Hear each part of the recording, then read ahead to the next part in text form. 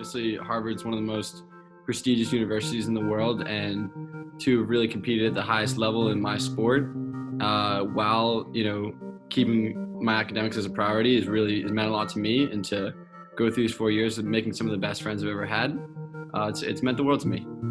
Obviously, being a student athlete is really time consuming, and it teaches you a lot about discipline, how to manage your coursework while coming down to the courts every day and really competing and giving your best foot forward. Yeah, so for me, sport is always the truest form of competition of anything, where you really see people's colors come out.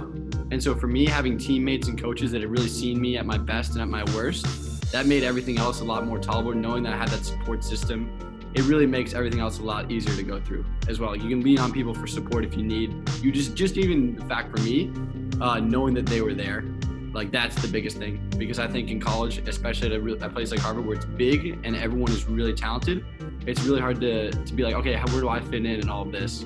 Yeah. And how am I going to make it? It really helps to know that there's a lot of like-minded people like you that have your back. And so that makes a lot of these obstacles that you can encounter, whether it's in sport or in the classroom, it makes them a lot easier to surmount. Yeah, so I was actually one of the last people from my recruiting class for squash to decide where they were going to college.